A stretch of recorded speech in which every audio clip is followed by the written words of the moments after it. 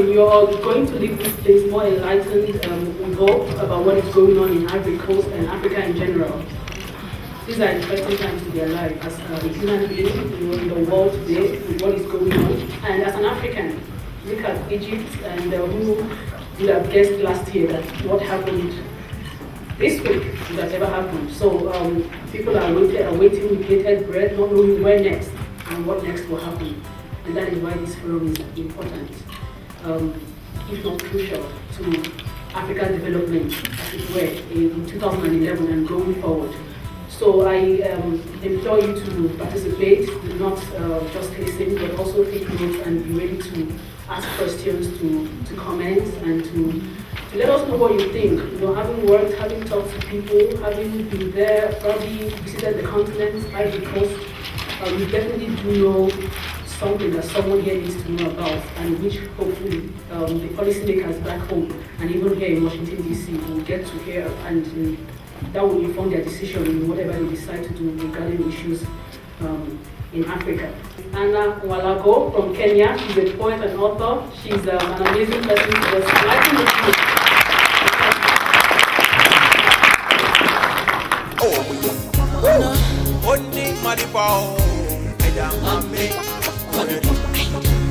I'm glad to see that we're still going there, the struggle still continues. And at this point, I'd like for us to stand up so we can sing the African National Anthem. I'll just have to say that it's a South African, but now it's also an African because it's a prayer for all of Africa.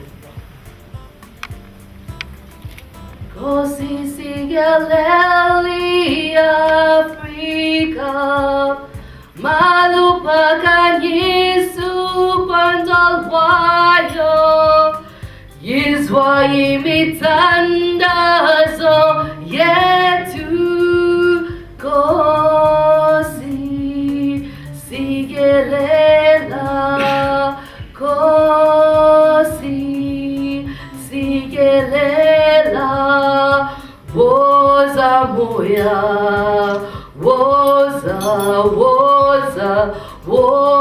moya, woza moya, ahi gewele, kosi sigelela, tina luswa polwayo. God bless Africa, may her spirit rise up high. Hear our prayers, God bless us, God bless Africa, God bless Africa.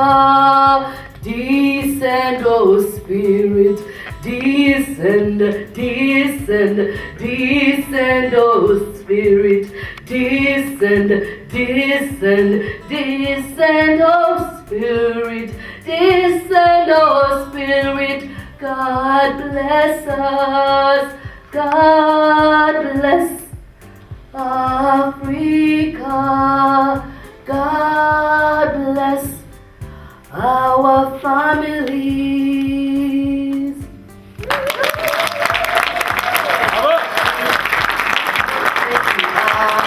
You may have a seat. This poem I'm going to do is called Bloodshed. I wrote this poem because of the bloodshed that has been shed in Africa, and we are fighting for so many things right now. Mama, Mama, Mama way,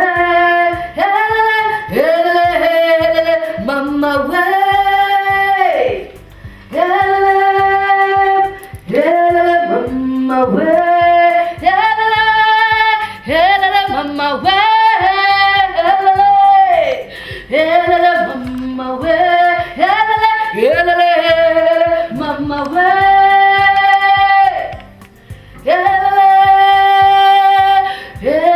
Mama way. This is not 21st century where modernization has taken place and the world has become a global village. The rich are getting richer and the poorer are getting poorer. They said they were civilizing us from our uncivilized ways. They said they were modernizing us from our primitive ways. But somewhere in Africa and Haiti, they are burying us in mass graves. Somewhere in Asia, our children are feeding on trash. For our children are taught to kill and our women are being brutally abused. When will the blood of Tomboy come and set us free? For our leaders are so corrupt, obsessed by power and greed. When will the blood of Gandhi come and satisfy us? For the disparity gap is definitely widening. When will the blood of JFK come and bring us unity and unify us? For we have become so divided like water and oil, spewing hatred every time we speak. When will the blood of Martin Luther King Jr. come and bring us justice? For injustice is being celebrated and justice is being shunned. Yet injustice anywhere is threat to justice everywhere. I cry for justice, for without justice there is no peace. I celebrate mortality, for death seems to be the only consoler for the meek and the weak. And those who lose their lives for injustice, they will get. For those who lose their lives for justice, they will gain it. And those who gain their lives for injustice, they will lose it. For what goes up must come down. And until you do right by us, nothing good is going to come to you.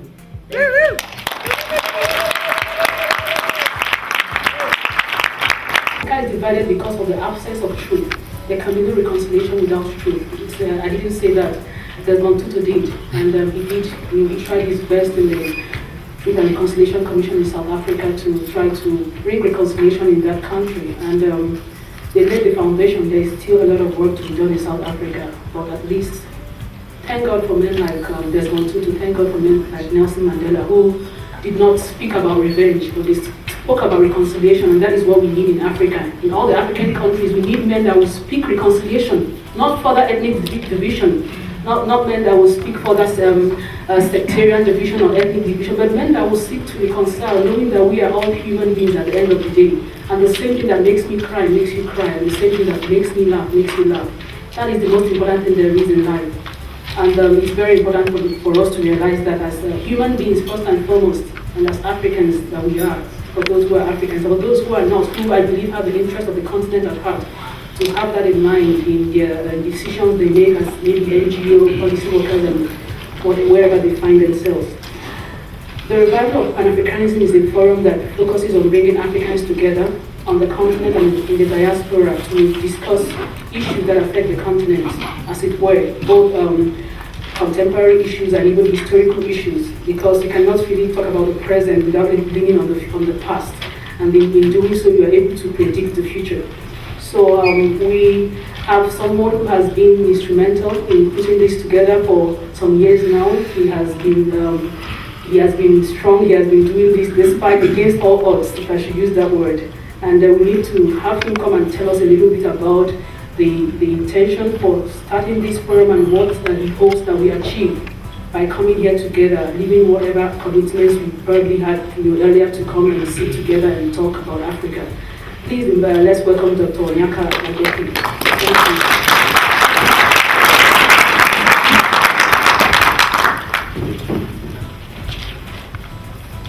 Thank you. So good afternoon. Thank you for coming. And it is not easy to organize Africans. And it's not easy to talk about Pan-Africanism. And so I hope that you understand that we started this late. And I think there is one speaker who is not here yet. Something I did not expect. Okay, now I'm going to deliver my opening remark. It's a speech. Usually I don't do speeches, but I call it United Africa, and we are the ones we've been waiting for. It is with a heart full of gratitude and humility that I stand here before you this afternoon to welcome you to one of our conferences. And I know we're already in the ambience of Valentine's Day, and I appreciate your commitment to our common goals. Africa is increasingly taking a central role in international affairs, Last year, 17 African countries celebrated the Golden Jubilee. This year, there is to be at least 17 elections across the continent. The world is taken by surprise by the mass protests in Tunisia and Egypt, where the leaders of those countries have been in power for respectively 23 and 30 years, and they have just resigned. Today, the people of Algeria have started the movement of protest. Yes, the Arab world is shaking, but Africa is shaking too, as those countries I just mentioned are on the continent of Africa. A hurricane of change and mass protests of people taking to the streets to challenge democratic governments and oppressive governments. That movement of change will hopefully and certainly touch many other sub-Saharan African countries and other parts of the world. There is a new order on the planet. Now, how do we play a role and direct those mass protests to meet the needs of the African masses? I hear, and all of us hear, many among us denouncing colonialism, imperialism, neocolonialism.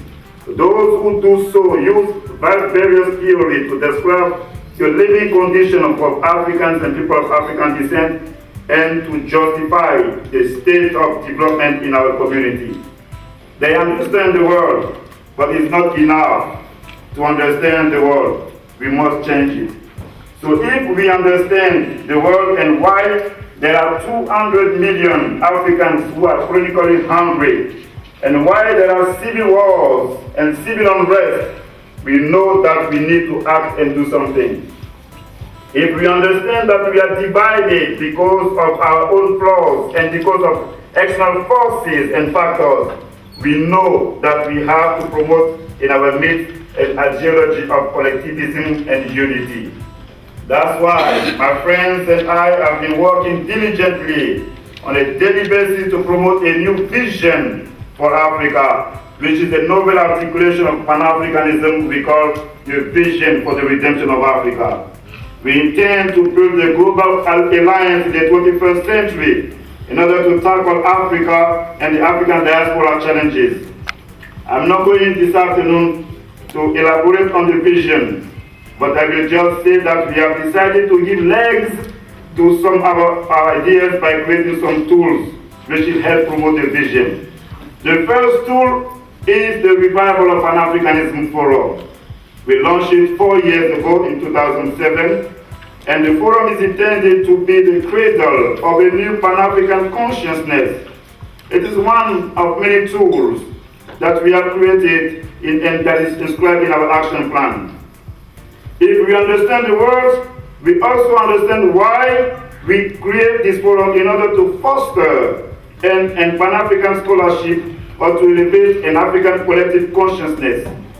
Moreover, this forum is also a viable and vibrant network of peoples of all walks of life and expertise from diverse races, religions, and ethnic groups. Africans, people of African descent, and people of non-African descent who care about Africa.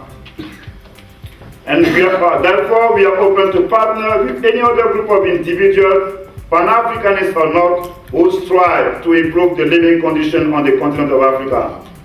My friends and I, we are not perfect servants. We certainly reflect many African idiosyncrasies and many human being flaws. We might not be worthy servant either, but we are pursuing a noble vision to redeem Africa, namely politically, spiritually, culturally, economically. We are trying to promote a mission to clothe the naked, to feed the hungry, and to be able to bring a better life to our people, which is a worthy cause to build a united Africa. And we know we are not alone, and the only one to do so. That's why we want to connect with other organizations who pursue similar goals. Africa will not be redeemed by some aliens who will come from a planet of giants. We might not have the luxury to have a Nelson Mandela to lead us in our journey for the redemption of Africa. The leaders we praise or condemn, such as Sankara, Gbagbo Laurent Lumumba, are men in the arena who have tried and who have experienced defeat or joy. Irrespective of their fate, they will be remembered as people who have tried. echoing what the poet John Jordan said, we are the ones we've been waiting for. So as I stressed, it is not enough to understand the world, we must change it. To the cynical and the skeptical, this is what I say. We have lived long enough to see the fall and the crumbling of this dictatorship in Africa, and to see the sudden end of everlasting rule of leaders whose names and faces were associated with eternity. We have lived long enough to witness the ascension to power of Nelson Mandela in a country under perceived perennial rule of white people for 300 years. We have lived long enough to see the ascension to power of the first African-American president in 221 years of the United States American history, Barack Obama. He was audacious enough to change the story, maybe not the history of a country whose original sin was slavery and whose past was marked by segregation and lynching, and whose present is still tainted with the stigma of social and racial discrimination. We have lived long enough to see the descendants of the citizens of Carthage, of the great pharaonic civilization, give to freedom its true meaning, and to give to the power of one its true essence. We are still on planet Earth. It does not matter how we failed and how we came short and how our leaders might have done better. We need to embrace the power of choice and decide today, when the walls of great dictatorship fall in the northern part of Africa, how we can improve civilization by promoting in our midst an African collective consciousness, and how we can shape a better future, and how we can bring together peoples who have suffered from division, tribalism, individualism in a collective framework in order to build a united Africa. We can build a united Africa, a prosperous Africa, because unity is the law of God. Our task needs not to start tomorrow or today. It is not our neighbors and future generation, but us and our generation, because we are the ones we've been waiting for. Thank you, and God redeem Africa.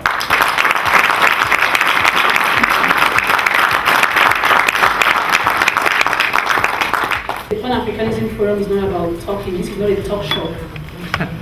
We are not here to talk, and then go home and sleep, and then wake up tomorrow morning to do the same thing. We are here to make a change. One person at a time, one event at a time, one situation at a time. We do not have any excuse as Africans. There is this popular Swahili proverb that in the story of the hunt, you never get to hear the side of the lion. It's the hunter's tale that you hear. You never get how the lion killed some hunters and ran and this way and that way. It's only when the hunter comes back with the lion as the prize, as the prey, and he tells you of how he did this and that to get the lion. But what the lion did, the feat of the lion will never ever get reported. And that's the same way today. The media, the West is in control of the media, so we all know we never get to hear the true story, emanating from Africa and from Africans. That is why forums like this that must not be missed by any African that really wants to understand the true situation of things. Most times we get information that is unfortunately biased in the reporting, and it's really saddening to see only the bad news. Even though yes, we know that bad news sells, but still, this bit of objectivity should be brought in the reporting. So this forum, it's necessary, it's needed. If you are here today, go back and talk to people. Let them know what you're able to gain from today's event. Thank you for coming here once again. Thank you, the organizers, Dr. Yaka and his friends, for bringing yourself out, putting yourself out there to make sure that these words, that these things get known and that people hear and listen, hopefully, and are able to disseminate the information further. And then we have a very knowledgeable guest speaker that will speak to us right now. He just returned from Ivory Coast, where he interacted with the policymakers, interacted with the people, with the NGOs and civil society. He has the real information that he got, and you will let us know what he thinks. Remember, the topic of today's forum is the Ivorian electoral crisis in the light of Lumumba's fate. So, if you may, sir, let us also know Lumumba's fate. How do you think that will fit into the whole conversation of what you have today? Actually, what happened to Lumumba? I tried to start from the scratch. I really do not presume or assume anything when I have to talk to him. What happened to him? Didn't he die a natural death, somehow? So we will have George Curry, media coach, NMPA columnist, and come and talk to us about on the African electoral crisis and the African diaspora, the meaning of a struggle. Thank you so much.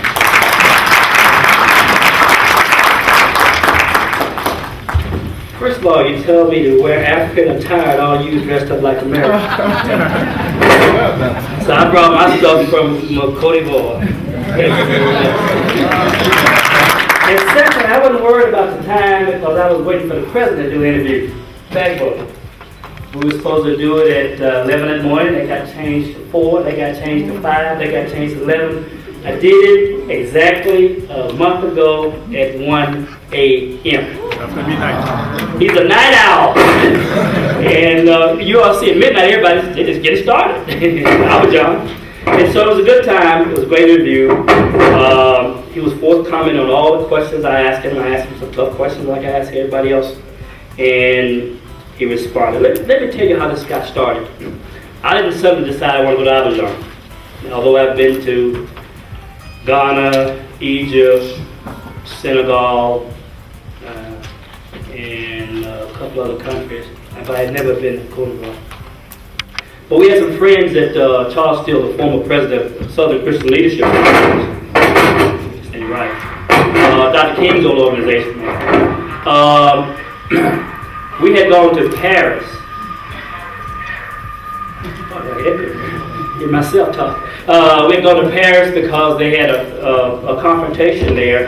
One of the leading perfume maker had gotten on French TV and said he was talking to his wife, and he said, "What kind of perfume can I make that really get you sexual, get you excited?" And she said, "Sandalwood." He said, on French TV, "I worked like the N-word." That doesn't stand for Negro. Yeah. He said, "I don't know that N's work that hard." And so we had gone there and asked Charles Steele not to ask Sharper to go, Reverend Sharper, he couldn't go, so we asked Charles Steele, former president of SCLC, and I to go. We went. Before we met with them, we said we want to meet with the protesters. We're not going to meet with anybody until we meet with the people who stand out there every Saturday. We met with them, asked them what they wanted. They said we want a written apology, and we want them to say that they'll never work with Gallion again, John Paul. We got that in writing. That was on a Tuesday. 4 days later, the protest had ended, and they had gotten what they wanted. They're still working now. We still got a lot more work to do. So they, after that experience, they asked us, said, "Look, we want you to go to Abidjan because everything you read is wrong." So I went there. I was either pro-Ouattara or Bagbo. I was going to go and see for myself what was going on. And I got to tell you that I have been a journalist for 40 years. I've worked for some of the biggest newspapers there. I've worked for St. Louis Post-Dispatch, started Sports Illustrated, worked for the Chicago Tribune, Washington Correspondent, and as a New York bureau chief. I was editor of Emerge magazine. I was editor of NNPA News Service. And I went there, and everything I saw was different from what I had been reading in the newspapers. And that was important to me because, see, when we got ready to go there, you had everybody thinking that we were on the brink of war. In fact, a lot of my friends encouraged us not to go. Everything, even Western African leaders talking about preparing for war to physically remove Laurent Gbagbo from power at the behest of France, of course. And so that's where we're going. Our own State Department had a travel warning. The travel warning is being issued to inform U.S. citizens that based on the deteriorating political and security situation in Cote d'Ivoire and growing anti-Western sentiment, the Department of State has now ordered the departure of all non-emergency personnel and family members. The department warns U.S. citizens to avoid travel to Cote d'Ivoire until further notice. So the first thing we did was ignore that. So we got there, heard all these stories about wars impending, don't know when it's going to happen. People are scared to go out in the street. Only problem is they forgot to tell people that. We saw people day and night. You know how it was in that, everything. Batteries, water, day and night. So I said, somebody forgot to tell them. But they're not on the street. So that's the first lie that I saw going there. And then I went to all the different communities and stuff, and then you hear all these things about the Western world said that Bagbo has lost the election and doesn't want to give up power. That's what they said. Unfortunately, my profession, I'm embarrassed to say, they have not done their homework. If you do your homework, you know there's a two-step process, electoral process. You have the Independent Electoral Commission, and then you have the equivalent of the Supreme Court. And that's the final word. There's no doubt about it. All you do is look at your Constitution, which I would bet 99% have it. It says, Article 94, the Constitutional Council controls the regularity of the operation of the referendum and proclaims the results. The Council decides on the eligibility of candidates to the presidential and legislative elections, the disputes concern the election of the President of the Republic, and the deputies. The Constitutional Council proclaims the definitive results of the presidential election. See, I didn't make this stuff up. I got it in my hand. Article 98. The decisions of the Constitutional Council are not susceptible to any recourse. They are imposed on public powers on every administrative, judicial, and military authority, and on every physical and moral person. That's the Constitution. Let's start right there. So if you're going to talk about the elections there, let's start with the Constitution. And let's start.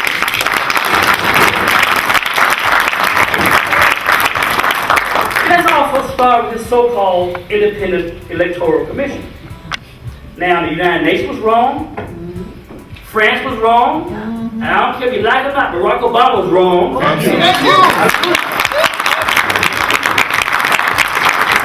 If you're going to go and be involved in a two-step process, and you're going to wait till you get the first part and then not get the rest of it. The first step is the Independent Electoral Commission issues preliminary results. The Constitutional Council has the final say. Now, it's not like we don't have constitutions in Africa. This was a model after France. So it's not something we made up. We have law, we have a judiciary, and we have rules that we go by. So instead of letting this play out, going to the second part of the process, everybody jumped up, including Barack Obama, and said, Bagbo lost. That's not what the Supreme Court said. These are all documents that were registered. So they made a formal challenge like we do here in the United States, and they threw them out.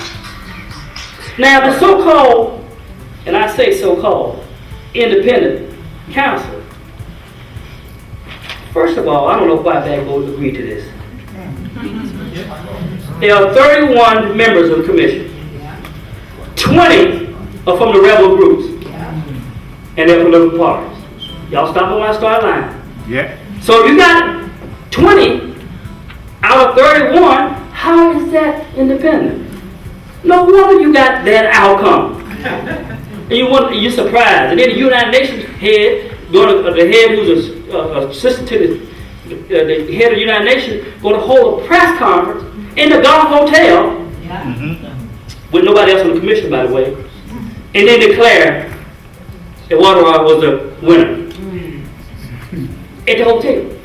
Now, I tried to interview him. I said, you're going to ask me that question, I'll go ahead and ask him now.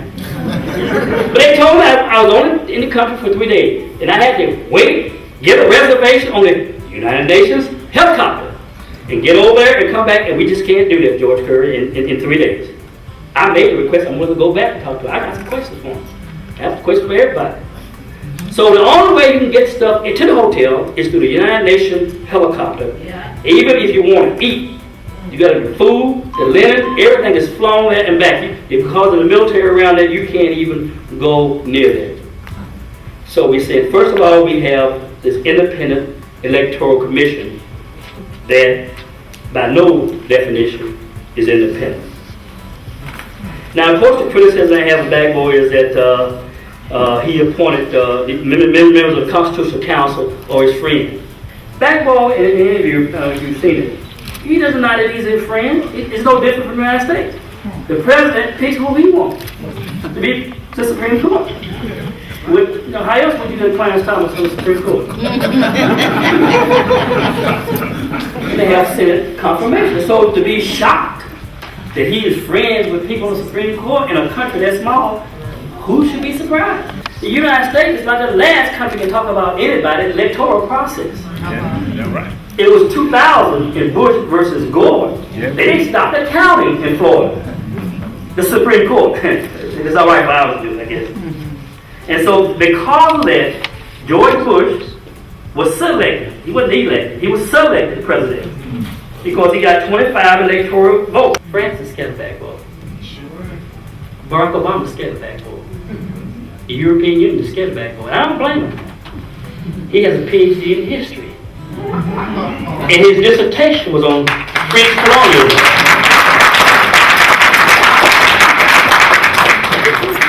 So he knows them very, very well. And they know that he knows them. Again, I had no skin in the game. I went there, I didn't know either camp. I went and reported on what I saw. And what I saw was here's a man who's extremely smart, got his PhD French colonial history. So he knows it, and he's very much a Pan-Africanist and make no apology for it.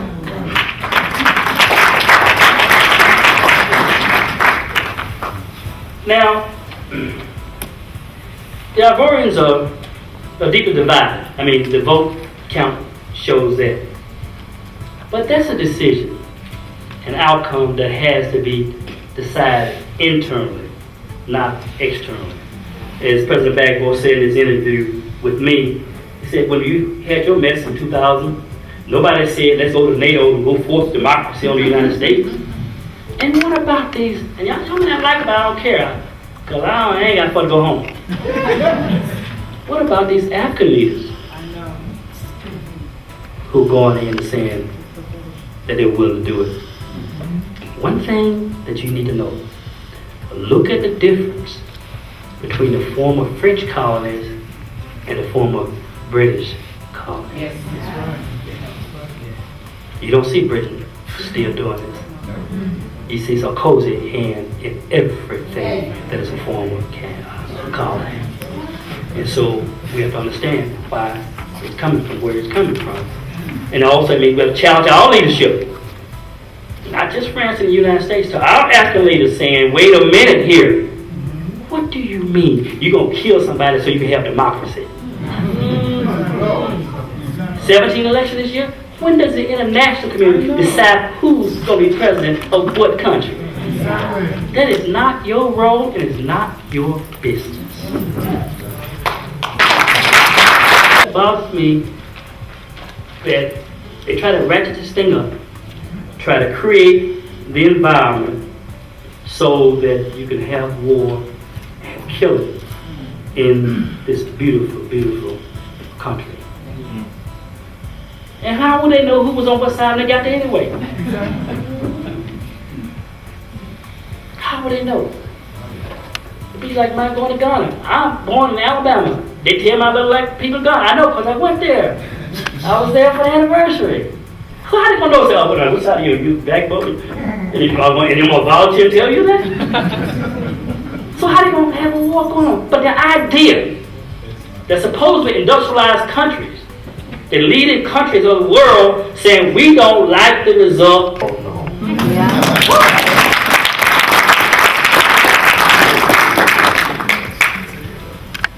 We've seen this thing before. We've seen this movie before. Portray us as nothing but chaos and war and disease.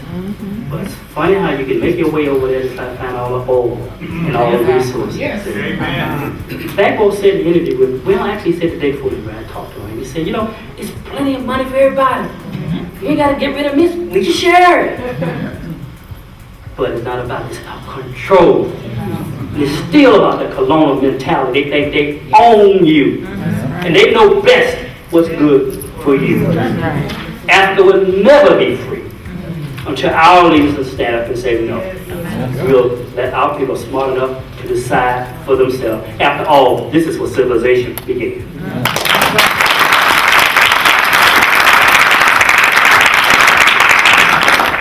We have a black president who will not stand up That's true. in this instance, talking about what the international community decide. The international community decide control the election of Cote d'Ivoire, and nor should they. We didn't talk about it too much, but Bagbo was really hurt. I can tell you. He tried to skirt around the issue, and I bring back to it. Because he had written this thing when Obama got elected, saying how great it was, how proud he was, and what a change is going to mean for Africa.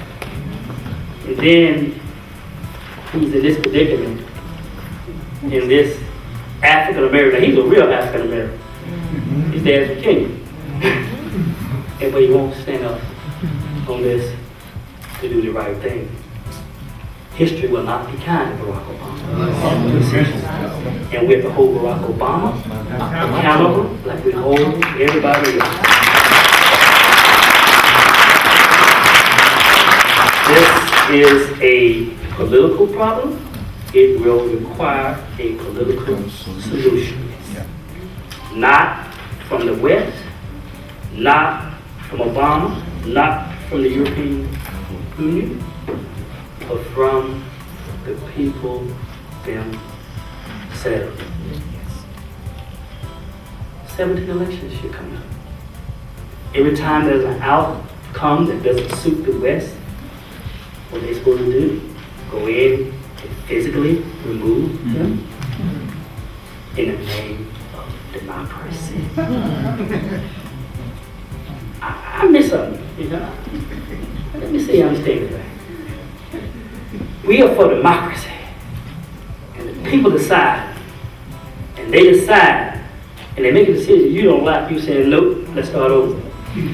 Let's go by the first part of this, and let's not ignore the second part. Let's ignore the equivalent of the Supreme Court. Let's ignore the Constitution. Let's ignore the law.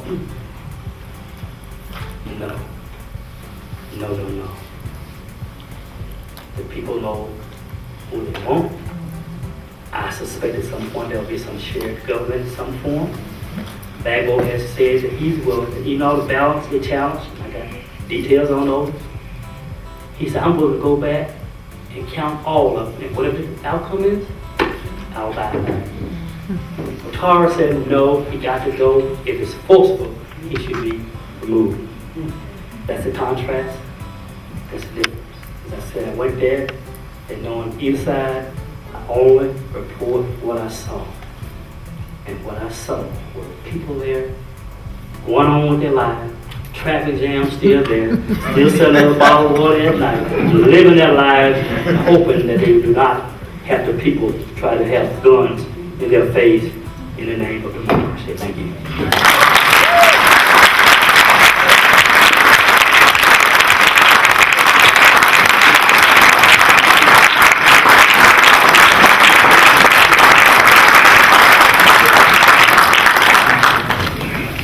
His topic is the portrayal of Lumumba and Gbagbo in the international media. Ladies and gentlemen, Mr. Thank you very much, ladies and gentlemen. I am very proud of my brother, Mr. Kerry, whom I saw doing what I would have wanted to do, to actually go on the field and see the lay of the land and speak to the people. Ladies and gentlemen, we are living history. As Judge Santonaya says that those who cannot remember the past are condemned to repeat it. 50 years ago, this is what happened. Ludo de Witt, he is a Belgian journalist. He has laid out exactly the hatchet man's job that the international community did in gold, uranium-rich Congo, because the international community wanted those resources, and there was a nationalist, Patrice Lumumba, there, who was an obstacle to their acquisition of these resources. I am going to spare you a lot of talk because I would recommend that this independent inquiry, which forced the Belgian government to apologize to the Lumumba family, this superb job has been done by a Belgian journalist. This is a guy who did not have a dog in the fight. In the quarter century that I've observed international relations as a journalist, from the quintessence of journalism in the 1970s, when Bob Woodward and Carl Benson raised all the fraud that was occurring here in the United States in the Watergate scandal, and brought down a precedent, to the embedding of troops in Iraq by Rumsfeld, where American journalism went to its lowest ebb. I have never seen the intellectual laziness of the media as I've seen it in this case with the Ivorian crisis. The reporters have refused to go to the field and have a principled approach at fact-finding, and they are sitting in their corporate offices and saying, oh, the officially declared candidate of the international community. This is a disgrace to this profession. The disgrace occurred when the United States went and invaded Iraq, and the sexed up intelligence, as the British said it, all the intelligence agencies of Britain, France, and the United States were wrong, and the reporters were only mouthing sanctimonious platitudes about democracy, and they went and killed so many people. This is what happened in 1961 in the Congo. Now, disabuse yourself about the impartiality of the United Nations. The United Nations has never been impartial. I don't know where we got that. The first time the United Nations intervened in Congo, that Hammarskjöld made it very clear that he was going to support Moise Tshombe, who was an agent of Union Miniere, for them to have the uranium that was used for the Enola Gay to bomb Hiroshima and Nagasaki. Because a nationalist, Patrice Lumumba, whose blood flows in the veins of the Rambako, refused to allow them to take those resources. It's the very problem that the Rambako is having with the French, who want to transform every African country into that private hunting ground.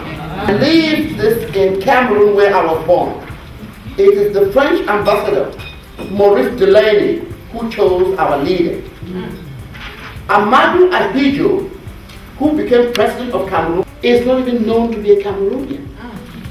His father happens to come from Kano in Nigeria. But that is what the imperialist lapdog, the United Nations, does. Impose foreign leaders on sovereign countries and kill nationalism. This time we are wiser. They're not going to kill Babo the way they killed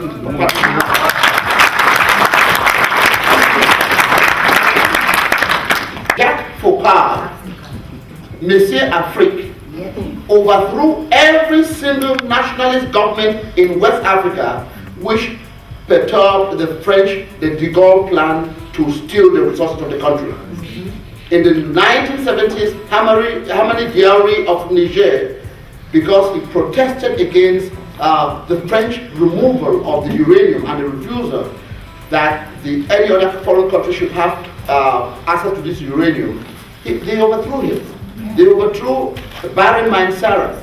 They overthrew every leader there because, in fact, The dirty little secret about France is that without its 23 colonies and the territory that it controls in Africa, which is as large as the United States, France would be a third world country.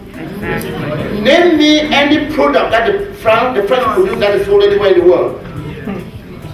We have this arrogant president in France who is still treating African leaders as the overseers of the French plantation in Africa. And he had the gall to say that President Gbagbo and his wife have their lives in their hands. Now, we are not going to trust the international community to continue the assassinations that they do in Africa. We are serving notice to them that now we are conscious. I will not allow them to do that. President Johnson said about Mobutu, if Joseph Mobutu is a fool, the important thing is that he is our fool. Yes. Ladies and gentlemen, I do not want to take too much of your time. I'm going to allow you time for questions. But I want you to know that intellectuals who have PhDs in the United States and have transformed those PhDs into a meal ticket to work for the United Nations or the World Bank and the IMF have their days are numbered. We live in the United States, there's the internet, we read. We know how the World Bank and the IMF have eviscerated the lives of African countries.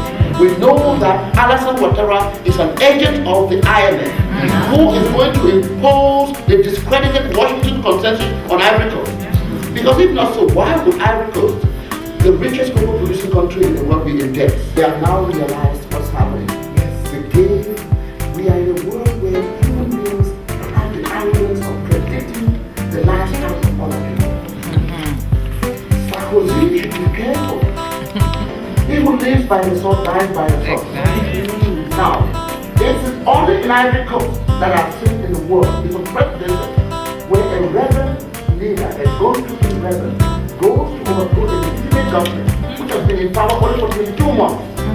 A democratically elected government, and this election, I want to remind you, it is the Ivorians who put Gbagbo in power when President Gueye refused to seek power. Guillaume Soro goes and tries to overthrow the government, kills some members of the ministry of the government, and is made prime minister. I have never seen an international community endorse violence in this kind of way. What is the United States and France telling young African men? It's telling them, behave like Guillaume Soro. If you can get guns, you can shoot to the presidential palace, we shall make you prime minister. That is an example that we must repudiate. Yes. We cannot allow that kind of travesty to stand in Africa.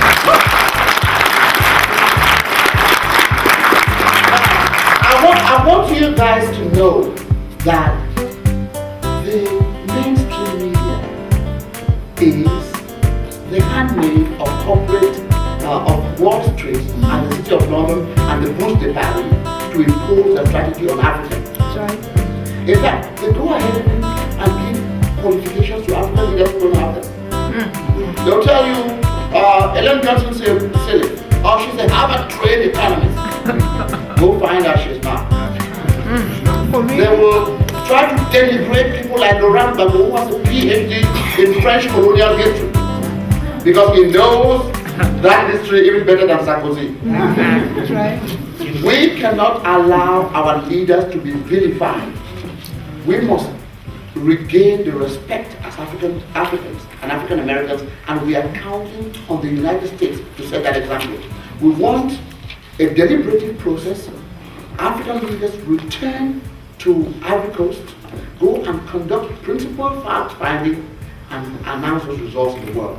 And we want French troops out of Ivory Coast. Lumumba said, the Belgian soldiers just removed the Belgian uniforms and they wore the green berets, the blue berets of the United Nations, and they became United Nations troops. But they were there to enforce the interests of Belgium. That is what is happening in Ivory Coast. And I don't know whether you guys know that President Gbagbo actually has a laptop of a war plan by the French government on how to assassinate him. We cannot allow this assassination to continue anymore.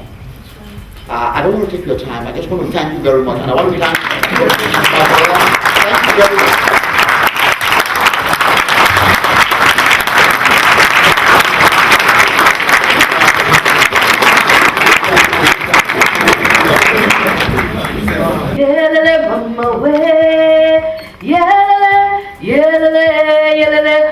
mama we, yelele mama we. You are the hope of our future, the foundation of our next generation, the heroes of our time. For the wealthiest and the most successful person is not the one with all the riches and the fame, but the one who has endured and persevered through adversity, suffered through the pain, and in the end accepted calamity as a chance to grow, a golden opportunity to succeed, a time to be the victor and not the victim. See, fear is like a close, jealous friend. Fear is the only one that knows your vision, your dreams, and your goals. See, fear has visualized the same dreams but never succeeded because it feared. It has dreamed the same dreams but never tried because it was afraid. That's the word fear. So fear is your only challenger and competitor that you must defeat in order to win. No matter your circumstances, how big your struggle seems to be, and the cross that you bear seems unbearable, remember you can rest but never quit, because to quit is to give up on yourself, to quit before your life is failing to live. Remember, nothing lasts forever. Even slavery came and left. Colonization is now history. Apartheid is a thing of the past. Bad leaders have passed on, paving way to democracy. Polio was once an epidemic, and then we found a vaccine, and one Thursday night the Berlin Wall came crumbling down. So no matter what you're going through, these too shall pass, for the Spirit of God cannot take you where the grace of God cannot keep you. Thus, let us look deep in our hearts and find the passion within to conquer our giants and emerge victors. For we have talked the talk, now let us walk the walk. Now let us all stand up and pay tribute to our departed. Now let us all stand up and be proactive to cure the wounded spirit. Let us all stand up and give thanks and praise, for this is the day that the Lord has made, and we shall rejoice and be glad in it. Thank you.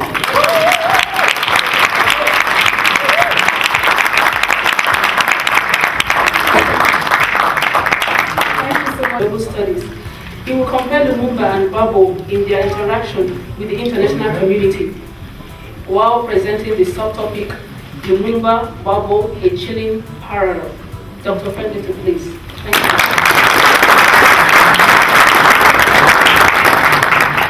What I wanted to do today was to see how warranted this comparison is. Both Lumumba and Gbagbo, I believe, have an unwavering passion for freedom. Lumumba tried to better himself, not just himself, but also the people of the Congo and of all Africa. Gbagbo is doing the same thing in Côte d'Ivoire. In the 21st century, these two leaders are leaders of black consciousness, not just consciousness of the people in the country, but of black consciousness all over the world. They both, I believe, have a superlative understanding of what the struggle for self-determination entails. Lumumba and Gbagbo understand that they have an exceptional understanding that what is at stake in the struggle for freedom is to go beyond the national imperative, beyond ethnic imperative, and to encompass national imperative in the face of the West's desire to divide and conquer. I'm trying to go very fast through the slides. You'll excuse me, but we don't have, I want to leave time for discussions. They have a shared conviction that practically and tactically, self-determination was to be achieved through national imperative, as I just said. The Congo that Lumumba inherited on the day of independence was a province beaten down, flat on its face, unsure of its flow. It was a private property of a greedy European crowned head, Leopold II, King of the Belgians, which was later passed on to the Belgian state in a masquerade of annexation. The Bangala was king in that tribe, in the Congo Free State, and I want to explain that. In 1885, during the Berlin Conference, King Leopold of Belgium was able to trick everybody and to become the sole proprietor of a huge country, the Congo, a huge territory, 80 times larger than his tiny Belgium. And of course, the end of the 18th century was also the time of the discoveries of cars and bicycles, and so there was a great demand for rubber. And King Leopold II of Congo was resolute to make a lot of money on the Congo by capitalizing on this demand. So what he did is transform the Congo into a huge slave camp of more than 20 million people working for him. And of course, what he did was that the Bangala people of the Congo were those that were in charge, were his overseers. So he raised an army of 20,000 Bangala people that were watching over the other Congolese and the slave plantations and the rubber plantations. And what we see, when we look at the comparison, we see that the Côte d'Ivoire that Bago inherited was artificially divided on ethno-religious grounds the very moment Prime Minister Ouattara subverted President Bédier's notion of ivoirité and announced that he was being persecuted because he was a Muslim and from the north. From that moment on, the fragile ethno-religious equilibrium that 60 ethnic groups of Côte d'Ivoire adhered to maintain began to crumble. Political parties became gradually ethno-religious rallying grounds. Now what happened is that there is a certain mythologization that takes place during the colonial time. The Bangala were kings in the Congo because, of course, they were made by Leopold to believe that they were superior to the other ones. They were the overseers. And I'm risking the same analogy in Côte d'Ivoire to say that there was also a mythologization of the Akan, whereby the Akan were also kings and queens in Côte d'Ivoire, because the question was to make the leaders and those that they led believe that the power of the leader was natural. And of course, we have this story about Queen Ablapuku, who has thrown her son in the Congo River to let her people go. And this story is very reminiscent of the story of Moses the herdsman who takes his people across the seas. Why is that? Why this biblical narrative is also to be found in Côte d'Ivoire suddenly during the colonial period? Because there was a need to create a foundational narrative that made the power of the group as natural and expected. And so I'm using this to say that there is a system of mythologization in the colonial period that made some Africans believe that they were superior to others, and that the power derived from a divine order. Now, of course, King Leopold II was the mythologizer in chief during the Congo, during the time of the Congo Free State, and General de Gaulle was the mythologizer in chief during France-Afrique. And the leaders that they chose had to come from, the power of these leaders had to come from God. And we were led to believe for a long time that the power of Ufwebwani came from God. And also, and I'm using the Bangala people as a metaphor, but on the other side too, there was also this tendency to make people believe that the power of a certain people came from God. So there was this notion of mythologizing the foundational figure, both in the Congo and in Côte d'Ivoire, everywhere where colonialism took place. Now, of course, this is an image, a cartoon of a rubber worker, and of course the snake is the head of King Leopold. Now, of course, during Leopoldism, the leaders were, of course, as I said, the Bangala in the sense that the Bangala is only a metaphor. Okay? Those that the chief want you to believe as having a divine power. And for France-Afrique, we had a number of leaders. We had Bongo from the Gabon, Oufoué from Côte d'Ivoire, and I'm sure you know many others, our first leaders. These leaders, of course, they were recruited, washed, cleaned, dressed to behave a certain way, and to be accountable to the colonizer only. And all this was part of the mythologizing enterprise. Now, the outcome then and now.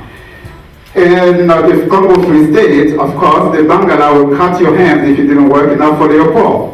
Or they will cut the hands of your children if the father didn't bring enough rubber, if the production of rubber was not sufficient according to their poor standards.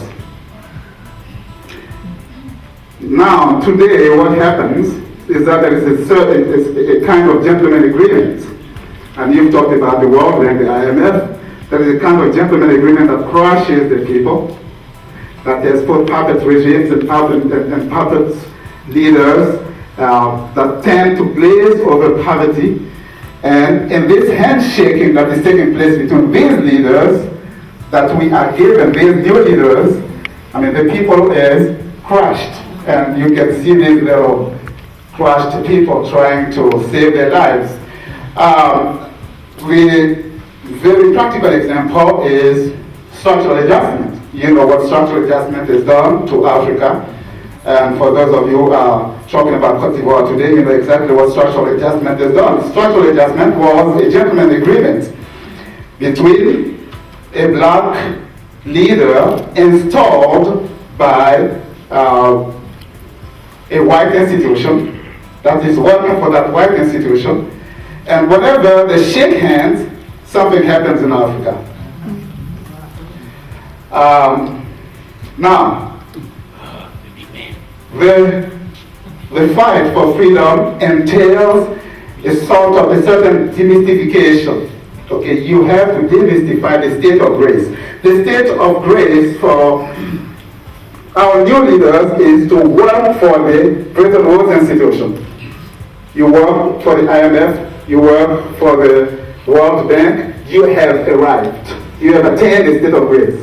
But at the same time, this notion of having arrived, this place where we think that we've arrived is actually the nursery for the new dictators. Yeah. The World Bank and the IMF are the nurseries for the new dictators of Africa. So the political struggle is actually to demystify, to demythologize these new places. Lumumba led this struggle in the Congo by retooling, rethinking the notion of the évolué. Remember, the évolué was a person with only a 6th grade education who was made by Leopold and later by Baudouin to believe that he had arrived and therefore he had to work for the institution. Now, Lumumba himself was an évolué that was going to rethink the very notion of évolué. So the fight for freedom was a demystification, a demythologization of this notion of having arrived, of this state of grace. Then it was the évolué, today it is the World Bank and all these international institutions that want to lead Africa. Now, how has Lumumba done that? Before Lumumba created his MNC, Mouvement National Congolais, all the parties in the Congo had ethnic foundation. Joseph Kasavubu Zabako was the Association pour la sauvegarde de la culture des intérêts de Bas-Congo. So the people of Congo, the Bas-Congo people, thought that they were actually, they had some kingly dreams because they thought that they were descendants of the great Congo people, and therefore they should rule the Congo. Now, Lumumba comes from, I'm not sure exactly which tribe, but from a minority tribe, and he tried to rethink this, to demythologize their origins, to tell them that your origin doesn't give you special rights. Moïse Tshombe's CONACAT, Confédération des Associations Tribales du Katanga, was also a political party based on ethnic foundation. Lumumba is going to rethink that. So here too, there is another movement, another exercise of demythologization that is taking place. This is what happened in the 1960s, or in 1960, or let's say in 1958, in the 50s to 1960, 61, in the Congo. In Côte d'Ivoire, the FPI is also going to engage in a sort of demythologization. The FPI is going to make people rethink their origins. And what the FPI says is that it's no longer a question of a Baouli being necessarily in the PDC, or a Dioula being necessarily in the RDR, because remember the very moment Alassane Ouattara said, on the back je sois président, they don't want me to be president because I'm Muslim. And from the north, there was a certain reconfiguration of political parties on the basis of race, of region and tribe. Well, I don't like the term tribe very much, but yeah, that's what it is. Exactly, ethnic groups. And so, Gbagbo comes here, and as Lumumba is telling people, you know what? You're going to have to rethink your origin. Just because you're Dioula doesn't mean that you have to be in the RDA, just because you are. And Gbagbo does it practically and tactically, for tactical reason, because he's from a minority group. You cannot pretend to lead a country on ethnic background when you yourself come from a minority group. So tactically, it makes sense. And practically, it makes sense too. We cannot just keep living our lives on the basis of where we come from and on the basis of who our fathers and mothers are, and make connection on the basis of our origins. So, as he does this, of course, as Gbagbo starts to rethink the process of, as he rethinks the process of origin, the question of origin, he is going to meet with an opposition from within, just as Lumumba did. For Lumumba, as independence was nearing, the opposition from within was from Kalonji, who suddenly split from the MNC, Mouvement National Congolais, and created the MNCK, Mouvement National Congolais Kalonji. Okay? So here, the moment you start rethinking the process of, you start demythologizing people, telling them, you know what? You're right. The fact that you think that your right is divine is not necessarily true while you face an opposition. So, Lumumba's opposition was Kalonji, it was Kasavubu, and it was Chombe. Chombe decided to secede because he came from the Katanga, a very rich region, and a lot of Westerners were living in the Katanga and would have loved to see the Katanga secede and become an independent province that is not accountable to the Congolese Republic nor to Belgium. So, of course, they cooked Chombe in such a way that he decided to secede. Kasavubu from the Abako also, who was very proud of his Congo origin, suddenly is told that the Congo origin is not necessarily deriving from godly principles. Well, of course, he's going to revolt. And then we have Kalonji from the Kazai who says, well, you know, I'm going to secede too. So Lumumba faces an opposition from within, just as Gbagbo. The very moment Gbagbo starts to demythologize the origin, what he finds himself faced with is a coalition of the demythologized. So we see the RDR and the PDCI, which until then thought that the power was a divine power. They didn't really thought that Côte d'Ivoire was his thing, that he was to be the leader of the Fouet, that nobody else should come and challenge him. And so he faces all these party leaders, and then we have the RHDP, which is actually the coalition of the demythologized.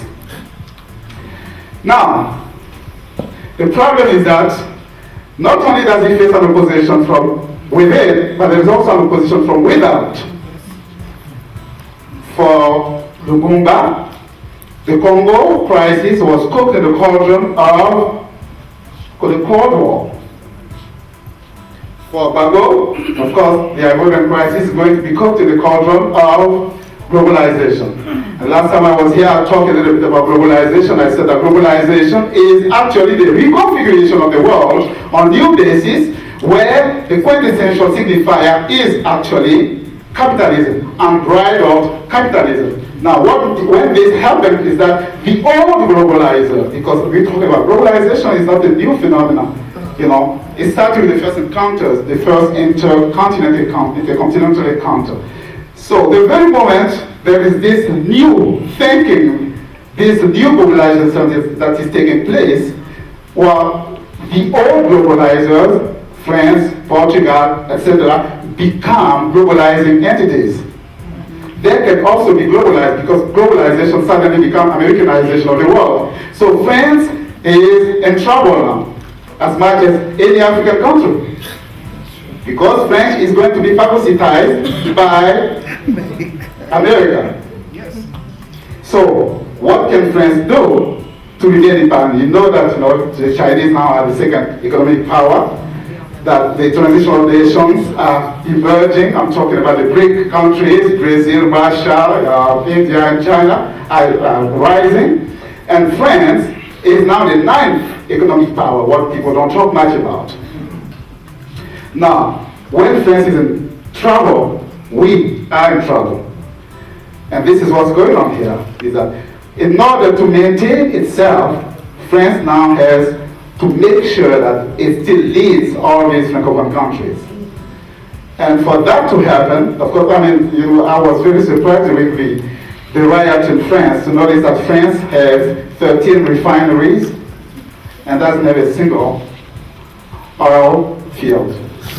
And Côte d'Ivoire has plenty of oil fields and there's only one refinery. So, of course, that's what's going. This is what is going on, As France is in trouble, of course, our crisis, the crisis of Côte d'Ivoire, is also being cooked in the cauldron of globalization. So there are some chilling specters. There are some chilling reminders. What happened in 1960 and what is happening in 2011. In 1960, Chombe, Kasavubu, and Kalonji were approached by Belgium and America as a substitute for Lumumba. Kasavubu was provided with Moroccan guards by the United Nations.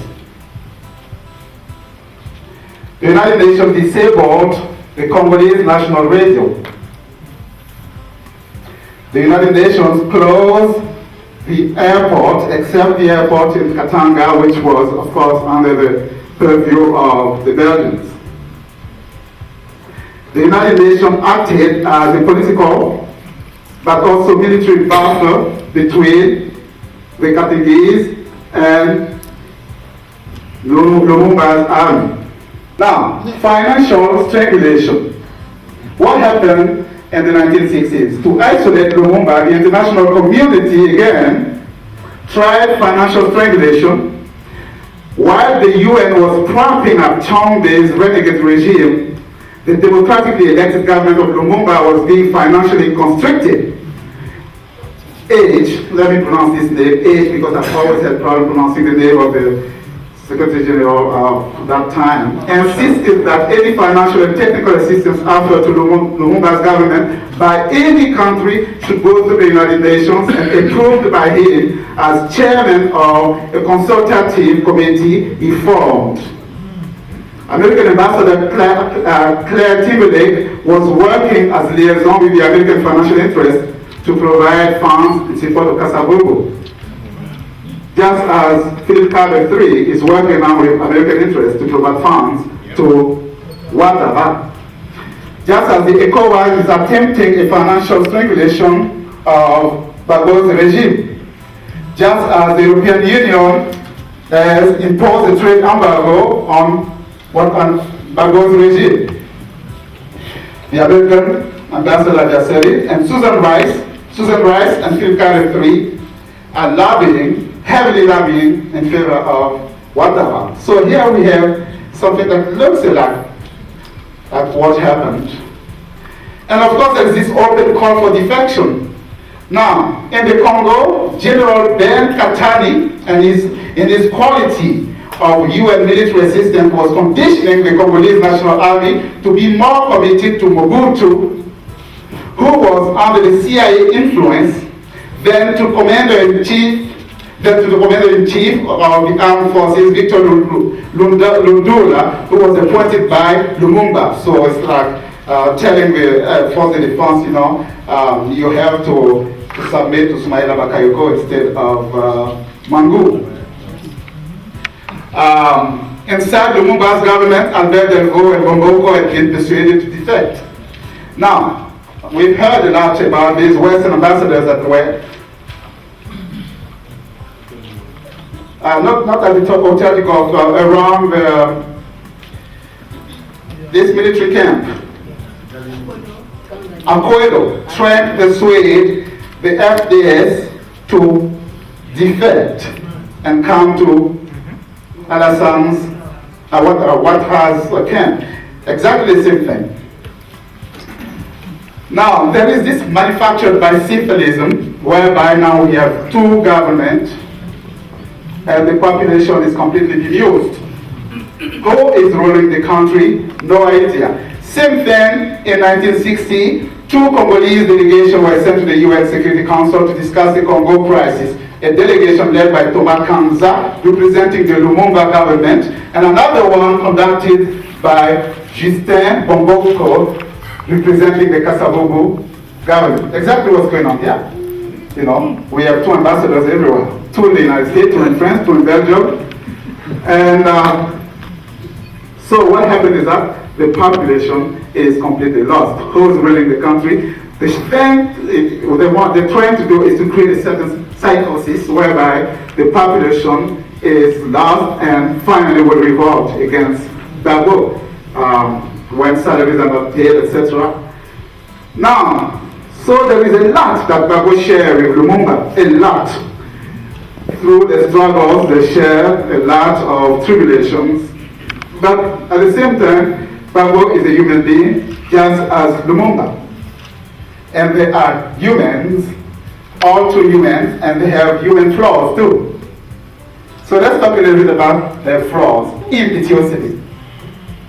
Lumumba had a signature move, confrontation, brushness, which he used on June 30, 1960, when he told King Baudouin, "We are no longer your monkeys." And this is the speech that condemned him. Okay, when he replied to King Baudouin, "We no longer your monkeys." In fact, this is the move that caused him to be labeled anti-white. I mean, for God's sake, for a long time, the people in Congo have been treated as monkeys. Experiments were done in the Congo where Congolese were injected during the polio vaccine experiment. They were injected with some viruses that caused, and we talked a lot about the origin of AIDS. If you read this interesting book by, don't have the name, but I'll get it before we leave. The Congolese were used as guinea pigs, as monkeys, and it was fitted for Lumumba to say, "We no longer your monkeys. 1960, we are independent." But this was seen as a bad move. Of course, it was very undiplomatic. Maybe he had to sugarcoat it a little bit. But he said it. This is the way he sees things.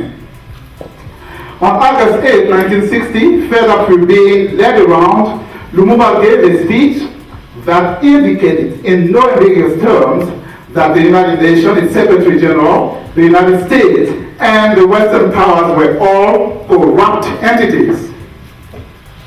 And without either consulting delegation that he had earlier sent to the UN to make a case for his government, Lumumba declared a state of emergency, ordered the Belgian embassy to close and its staff to go back to Belgium. all the Congolese students in Belgium to return to the Congo and announce an independent African state summit to take place in the Congo on August 25th.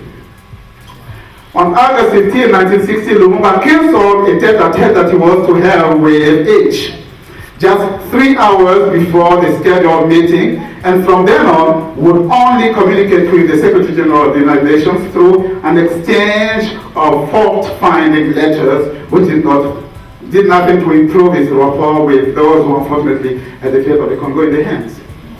Now, same thing. Our dear Laurent Gbagbo, we know, likes to talk his mind. Perhaps, yeah. And so, we all know that we all have heard of Gbagbo's open accusation of Choi, the American ambassador and the French ambassador of. We've also heard of Gbagbo's demand that the UN withdraw from Cote d'Ivoire, that Western ambassadors who do not recognize his ambassadors also leave Cote d'Ivoire. Gbagbo and Lumumba are also prone to retractions. Remember the famous speech in which he said, "We are no longer your monkeys." He said it at 12 o'clock, and at 8 o'clock during a reception, he felt already guilty and was trying to repair it, and wrote another speech just to ask for forgiveness. Same thing here. What happened to the monnaie ivoirienne, the resistance? Here again, we are told that something's going to happen, and then as we wait for it, we retract. There's a certain naivety and a certain contradiction. Lumumba thought that he could play the Russians against the Belgians and vice versa. But the West is what it is. He thought that he could play Americans against Belgians, the West is what it is. And they will always have a certain solidarity when it comes to exploiting Africa. And of course, here I give some examples of Gbagbo's naivety and contradiction. The biggest one being this accord, Ouagadougou Accord. I mean, why go back to this big liar of Compaoré? Why entrust him with solving the problems of Africa, of Cote d'Ivoire? And also this meeting that they have with Force Licon and the FDS, the Force Licon, and the rebels have this meeting where they share strategies. For God's sake, these people have been trying for years to kill you. You cannot just go back and share military strategies with them. So in place of a conclusion, I will leave it to questions, and thank you very much.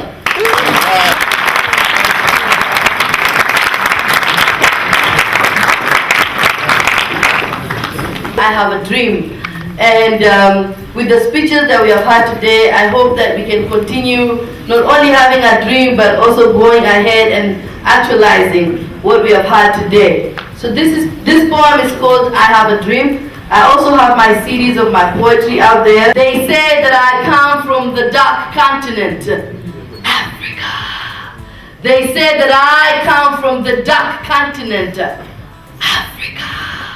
The last time I checked the word dark in the dictionary, it meant evil or wickedness, without knowledge or enlightenment, a state of ignorance, difficult to understand, the absence of light. But I still believe in Africa and I'm proud to be an African, because even though my continent has been marred by civil wars, ethnic wars, tribal wars, and HIV and AIDS is killing my people in masses, while the world watches and the media shows with no remorse, please do not let the media fool you, because to them news is only when it bleeds, it reads. But I'm not going to abandon my people, and I am not going to disown my ancestors, and no matter what they say, I am not going to deny my race. Instead, I have chosen to stand up for Africa. I have chosen to defend my history, protect my land, eliminate the perpetrators and their wickedness, and declare peace in the name of justice. Let us not forget that Africa is the richest continent in natural resources, from gold to diamond, rubber to copper, timber to oil. Africa is widely known for its tourism industry. Africa exports tea, coffee, chocolate, just to name a few. Africa is beautifully endowed with the Great Rift Valley, the Victoria Falls, the pyramids, the oceans, the seas, and even its people. Of the world's supply of coltan, a mineral that is used to manufacture cell phones and computers in the whole world, is found in Africa. Tell me, what darkness comes from all this light? Yet some of my people want to turn our blessings to curses, letting their flesh control their spirit, making a brother kill his own brother, kill his own father, rape his own mother and his own sister in the name of money, power, riches, and fame. Why? Are we failing to see the big picture? That if we stand up together, rid ourselves of all the corrupt leaders, we can attain riches beyond our imagination, for we are already rich. And if we have to trade, let us not exchange our minerals for cheap change, while the Western world reaps all the benefits. Let us not exchange our minerals for arms to kill our own people, who then will stand for us if we cannot stand together for ourselves. Instead, let us exchange our minerals for better machinery and technology so that we can become self-sufficient. And instead of depending on the West, we can all work together. For if we let our selfish interests control us, some of our leaders putting our lives on the line just to fatten their big fat bellies, then we are saying that we did not learn from colonization and slavery. And it will be sad to say that history repeats itself. Why are we helping to build other nations and continents while we watch Mother Africa crumble and fall? I am crying for revolution, and I am searching for followers, and I am looking for peacemakers. And until the world says that there shall be no more blood, no more rape, no more poverty on my diamonds, no more blood, no more rape, no more poverty on my gold, no more blood, no more rape, no more poverty on my cell phone, and no more blood, no more rape, no more poverty in my oil. We as a people need to stand up together and defend what is ours, fight for what is ours, own what is ours in peace and not in war. So just like Martin Luther King Jr. had a dream, I too have a dream. I have a dream that one day Africa shall lend and give aid to the world. Oh yes, sir. I have a dream that one day we shall find the cure to HIV and AIDS and rid our continent of this dreaded disease. And I have a dream that one day our children shall teach the Western children our culture instead of it being vice versa. And I have a dream that one day all the African heads of state will come together, speak in one voice, and together form and create one country, one continent. The United States of the United States of. So listen to our mothers calling. For when Mama Africa calls, we must answer. And I know that we shall get to the mountain top.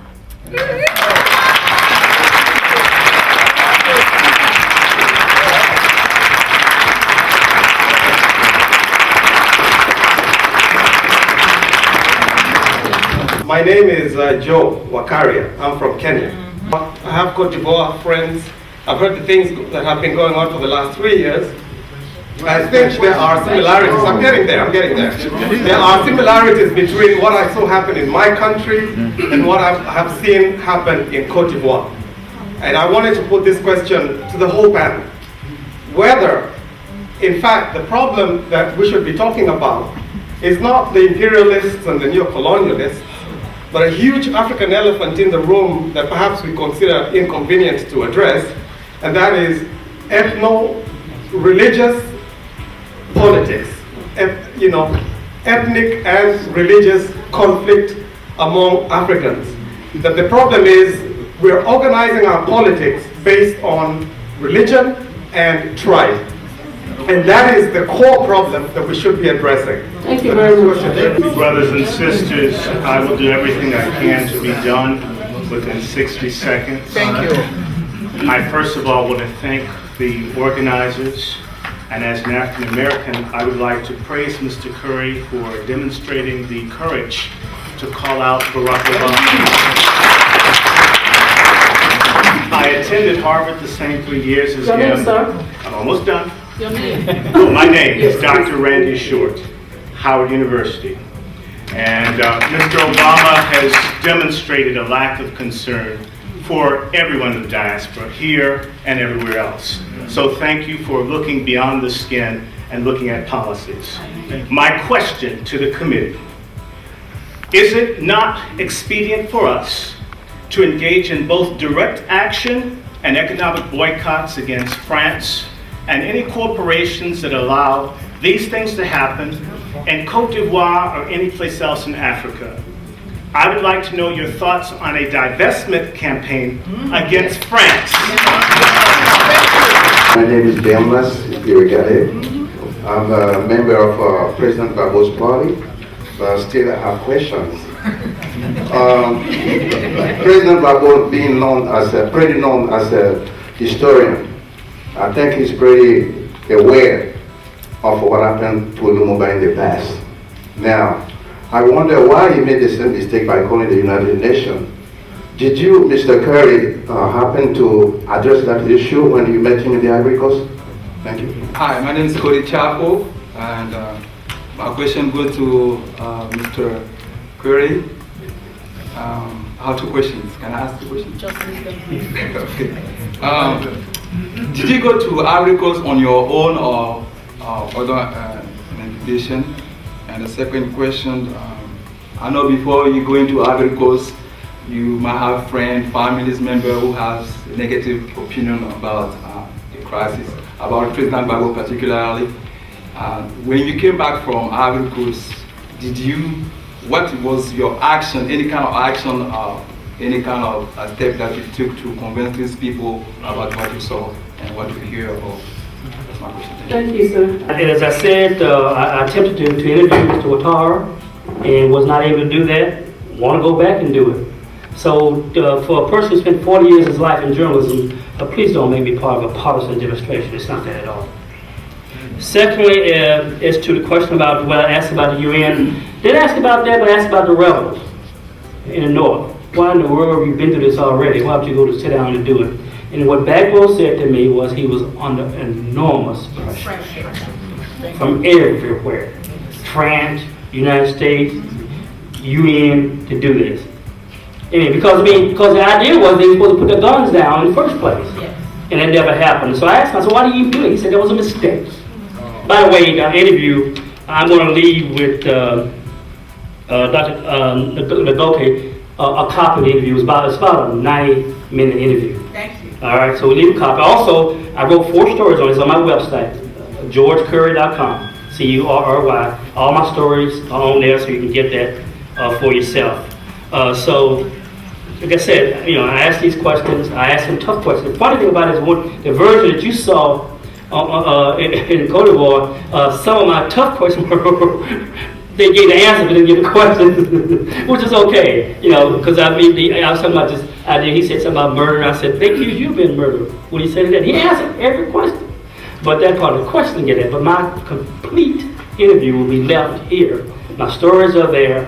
I'm a journalist. I take pride in being a journalist, and I sure the hell don't like nobody telling me I'm part of a partisan demonstration. I'm a Cameroonian journalist. I'm very proud to be supporting a gross travesty of justice in an African country. I have not been paid. I spent 4 hours before coming here late speaking to other Ivorians. Clearly, this is a conspiracy to quiet one side and paint somebody as a dictator. As a young journalist in Yaoundé, I saw Mr. Gbagbo challenge the dictator that France put in Ivory Coast, Houphouët-Boigny, and stood elections with him. He was 49 and Houphouët was about 80. So this is a clear case of the perpetuation of imperialism. And I am shocked that Obama, maybe he doesn't read French. He should read French and know that the United States is trying to be the handmaid of France in Africa, as France dragged the United States to Indochina, where 56,000 Americans died in Vietnam for nothing.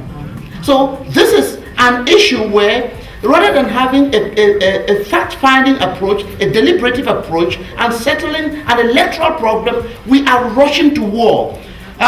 Richard Pearl and the rest launched the United States and the whole journalism profession to war in Iraq. What did we bring out? It's a total disgrace of my profession. A journalist is supposed to be non-partisan, but a journalist follows the truth where he sees it. And I'm here because I tell the truth. This is not an ordinary African dictator. The United States supports dictators in the world. Amen. The United States has overthrown 42 nationalist governments in the world, starting with Mohammed Mossadegh in Iraq, where they put Mohammed Reza Pahlavi, right to Mobutu, whom they put in Congo. So suddenly, what is all this noise about Gbagbo? What has this guy done? He has done something. He's challenged the imperialists who want the cocoa and coffee and the resources of that country. And this is clearly a Pan-African issue. No, I have never been paid. I don't need a dime. Clearly, they are eviscerating our continent. The IMF and the World Bank are destroying their continent, and we must confront that. So for the United States, France, and the whole international community to zero in on this gentleman, he's an underdog. That's why we're supporting him. My name is Nestor Jonkam. I'm the first African who was qualified to be the mayor of Washington, D.C. And I'm here to ask my question directly to Mr. George. I'm so proud, sir, that you did the trip to Africa. Have you tried to have questions to Mr. Choi in the United Nations? Because according to our founding facts, as I'm also president of African in the US. So, and we have found that the problem in Africa is Mr. Choi in the United Nations. Coming from the South Korea, he believes that democracy in South Korea is the North and South. And that's why with the conspiracy of friends, they decided to put Mr. Ouattara there. Now, my question to you is that when you were there, have you tried to question this man to know exactly why he's trying to change the constitution and validate the election? So if that is the case, we will be very, very happy. My name is Claude Ballot. I do freelancing with Trial.com. The question is for Mr. Curry. A few time ago, Brother Gis Jackson went in Ivory Coast on fact-finding mission. He talked to the government, he talked to the opposition. Ever since, he has been silent about what's going on right now. So my question is, do you have any explanation about his silence? Thank you. The thing about Jesse Jackson, I covered Jesse's '84 campaign. Jesse's trying to find a microphone. I mean, in a lot of ways, time has passed Jesse by. And it's had to say that. It really has. And so you see him in settings now that he's struggling to get attention, and Shaka has superseded him. Yeah. And Jesse made tremendous contribution, but in a lot of ways, time has passed him by. In 1992, when the first presidential elections took place in Cameroon, the National Democratic Institute covered them and saw that they were flawed, that Paul Biya, the dictator, had rigged the election. We were all shocked to see Jesse Jackson appear there supporting that government. I have never understood. He came to seek a contract to represent and embellish that government over here in the United States. Yes. I put out a notice to Nigerians to make sure that President Goodluck Jonathan doesn't accept the bribery that Sarkozy has been bribing French African colonies to go and kill other Africans. It's unprecedented. We've never had the African Union or ECOWAS intervene to impose a leader on any people. That would be a first time, and we did not want Nigerian troops to be cannon fodder over there. What's going on now, because I've been watching since the beginning. I come to the conclusion that Laurent Gbagbo is not a wise politician. There is a lot of similarity between what's going on right now in Ivory Coast and my country, Chad. 30 years ago, back in 1979, we came to the same situation that's happening right now in Ivory Coast. First of all, they are accepted to have a federation over there.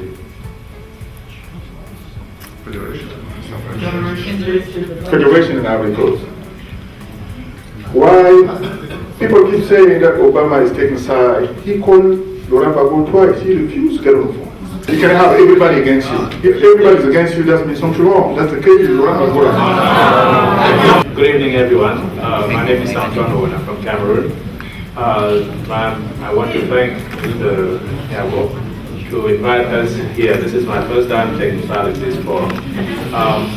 My question is very simple. I think we have a lot of scholars in the room. We have gone through history. We've learned a lot of things about, from the past to the present and how we can predict the future. And my question is, given the current situation in Ivory Coast, what concrete actions can we possibly agree to take here to make things move forward?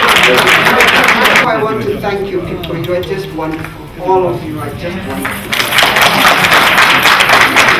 My name is, I don't like to say, but if you have to, I have to afford to call myself Dr. Anjiro Kamau, but actually I prefer Mama Kamau.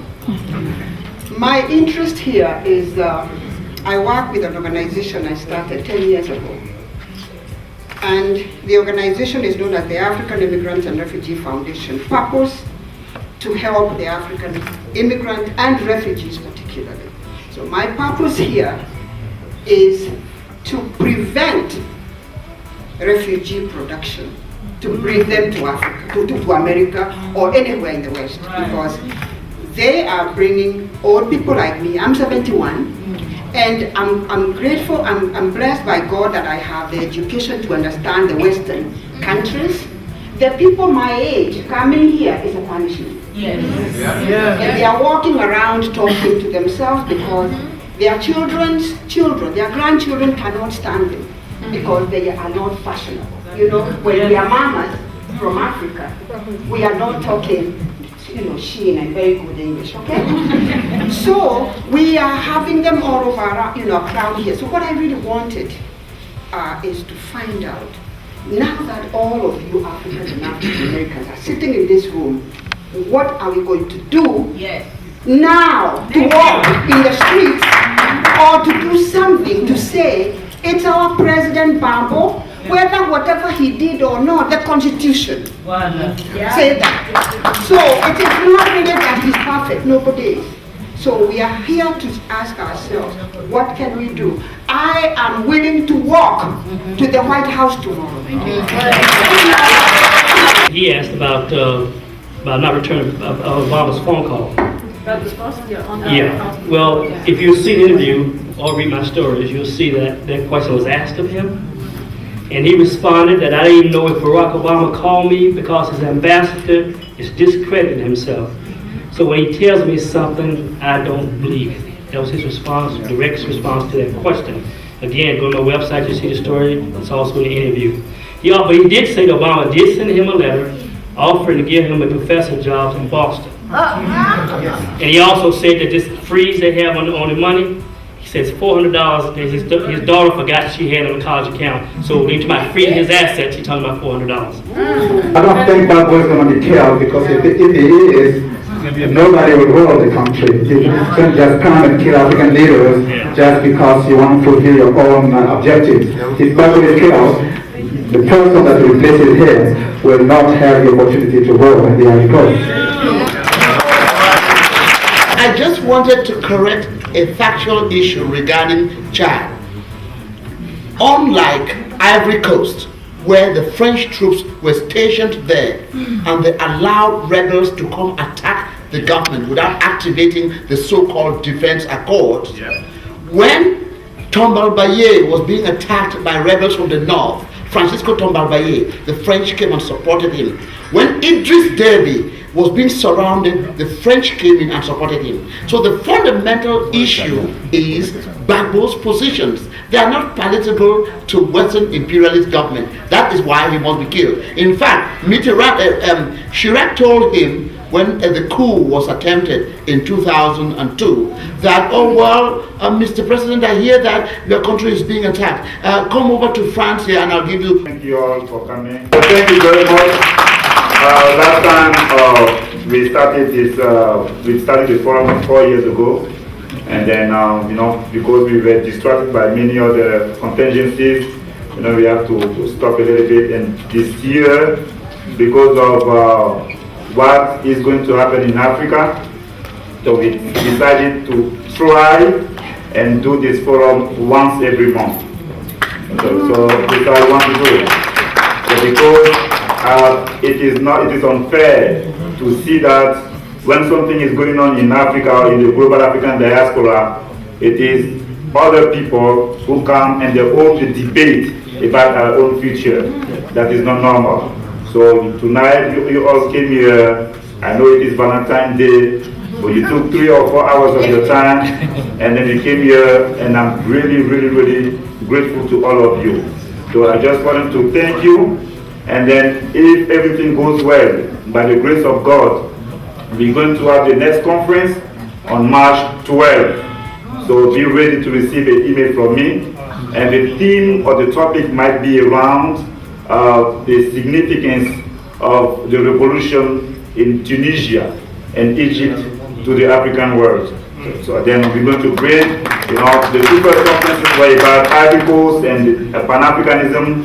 We can also look at what is happening in the northern part of Africa. That's one thing. Second, I just wanted to thank the panelists.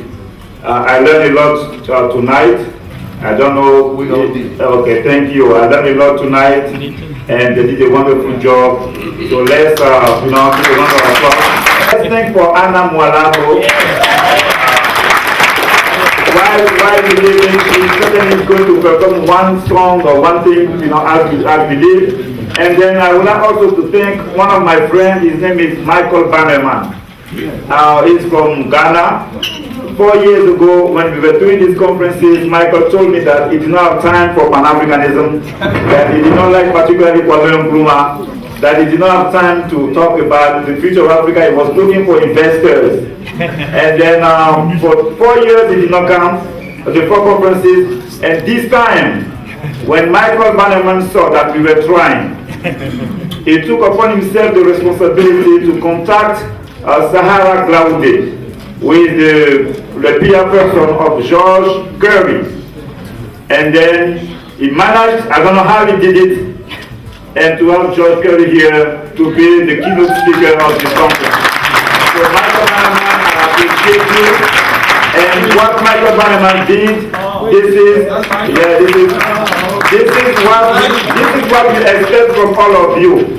If you don't want to give some money because you don't trust African people, it's okay. You don't have to give us your money. We will manage to do these conferences because there are some people who trust us and who always give some money. You can find a speaker. You can be like Larry Young, who was the moderator last time, and today he is a panelist. So I just wanted to say thanks to Michael, and thanks also to the friends, and Mike Ferguson, but Delmas Yegale, Koti Chapeau, Guy Kwamela, the one and the other friends who gave the emails out and who spread the word. Thank you all, and by the grace of God, by doing so, by promoting a new Pan-African consciousness, and by meeting on a regular basis once a month, by talking about our issues, by connecting, we can find a way to build a social capital in our midst. We can learn to trust each other, and then we're going to try and do some business. And we can do things in the economic field, in the technological field, and many other aspects. Now, one more thing, or 2 more things. Frank here, he came from Delaware. He was here last time with his wife, and then they came all the way from Delaware. I want also to thank another speaker, Pape Mark, who was here last time. He's a teacher in Rochester. He was not on the panel, and he came today to support those who are on the panel. Pape is here with his wife and then the friends to the couple. Thank you, Pape Mark. Thanks to a lady from Nigeria. Her name is Susan Enu Mache. She came here last time. She was not supposed to, and she decided to do the transcript of the January 22nd conference. And I did not ask her anything, and she did it. She wrote already a 15-page document transcript about the last time conference. Thank you, Susan Majel. And that's the type of support we are expecting from all of you. It is possible for black people to do things together. We just have to try and believe that we can do it. Thank you very much. And on March 12, come and bring other people to come here. Anna, Mwanago, we shall overcome. You see what people in Egypt did? They were united. Tunisians are united. Some parts of sub-Saharan Africa, we are not united. So we have to start getting to united. Now is the time. And above all, you saw the way they were praying day and night. Please, you have to pray, because you cannot achieve anything if you don't put God first. So let us put God first. Let us be united. And as Baba Joseph said, do not be a traitor, because that will not help our cause. We shall overcome. We shall overcome. We shall overcome someday. Oh, sleep in my heart. I do believe that we shall overcome someday. We have overcome. We have overcome. We have overcome today. We have overcome today. Thank you.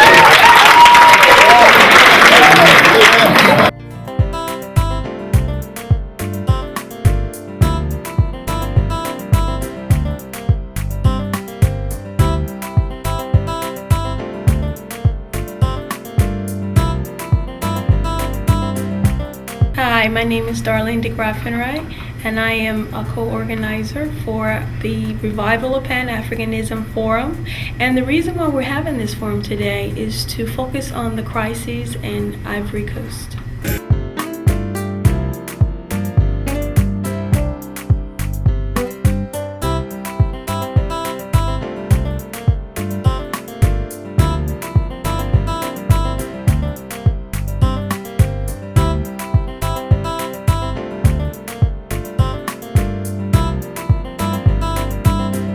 Mon nom c'est Charles Delmas Irigalé. Les amis m'appellent Chadel.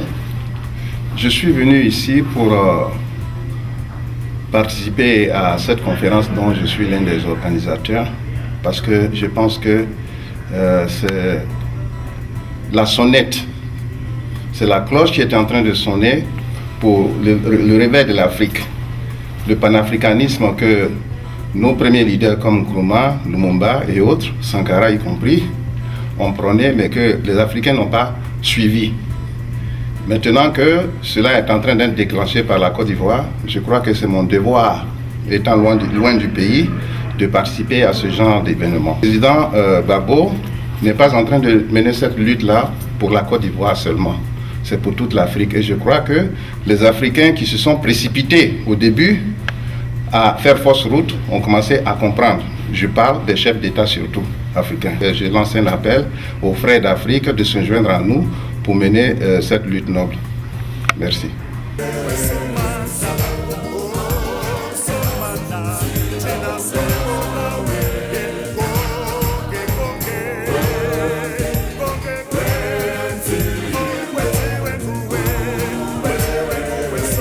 Je m'appelle Tapé Ambroise, je suis ivoirien. Je suis venu à cette conférence sur pour le problème de la Côte d'Ivoire. C'est que ce qui se passe présentement en Côte d'Ivoire n'est pas du tout choc. Les Français, je ne sais pas quel est leur problème.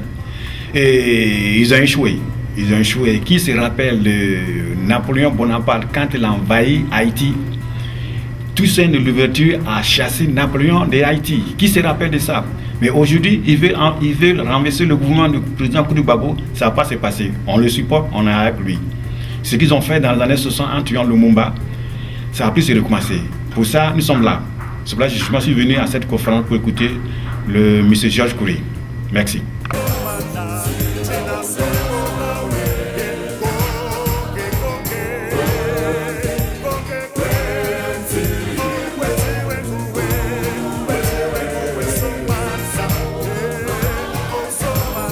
name is Dr. Randy Short, and I am here to both learn more about what's happening in Ivory Coast and also get informed and educated opinions. I have a doctorate in African Studies.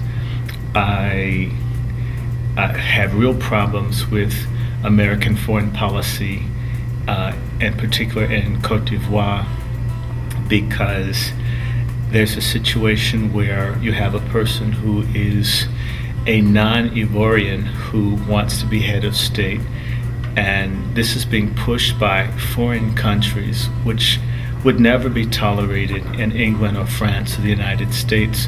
The American Constitution forbids a person who's not a citizen from becoming president. So I'm curious as to why the United States would impose something that they themselves don't want on people in Ivory Coast. We don't get balanced news about what happens in Ivory Coast, and I'm of the opinion that whenever a head of state in Africa or any independent leader who is non-European stands up and doesn't let his country's economy be sacked or exploited by Western powers, they try to either have a coup or they assassinate or they engage in a program of vilification and abuse. I'm hoping that more people here get educated to it, and maybe if I can participate, we should go down to the White House and protest American interventionism and imperialism, neo-colonialism, and anything else to exploit people everywhere in Africa. Thank you.